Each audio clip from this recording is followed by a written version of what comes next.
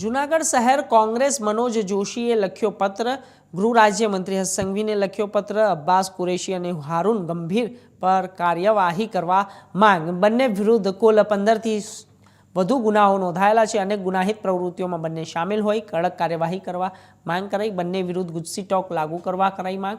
અબ્બાસ કુરેશીને ભાજપના ward number 3 નગરના સેવક પણ છે.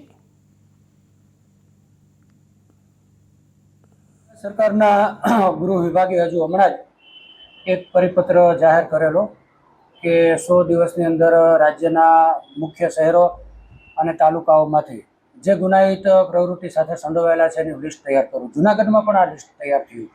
આ નિર્ણયને શહેર કોંગ્રેસ સમિતિના પ્રમુખ તરીકે હું આવકારું છું.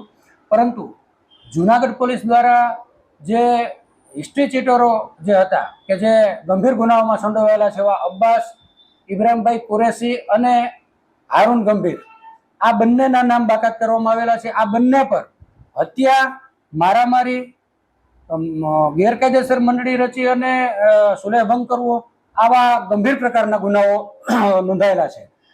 અંદાજે 2014 થી 2024-25 સુધી 15 ગુના અલગ અલગ જૂનાગઢના અલગ અલગ પોલીસ સ્ટેશનમાં નોંધાયેલા છે. તો ભૂતકાળમાં પણ પાસામાં આ બંને ઇસમો જયેલા છે.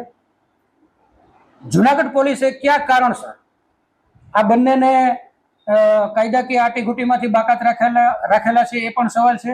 શું આ અબ્બાસ ઇબ્રાહીમભાઈ કુરેશી પોતે ચાલુ ભાજપના કોર્પોરેટર છે, સત્તાધારી પક્ષના કોર્પોરેટર છે, એટલા માટે એના પર કોઈ એક્શન નથી લેવામાં આવેલા? આ પણ એક સવાલ થાય છે. આ બંને ઇસમો, હારૂન ગંભીર કે જે એક ધાર્મિક સ્થળના મહંત છે, એની હત્યામાં અત્યારે જામીન પર બહાર છે, આનું કેમ લિસ્ટમાં નામ નથી? આ પણ સવાલ છે. એટલે અમે ગુજરાત રાજ્યના ગૃહમંત્રી અને આઈજીપી સાહેબ સમક્ષ લેટર લખી અને એક રજૂઆત કરેલ છે કે ગુજસી ટોકની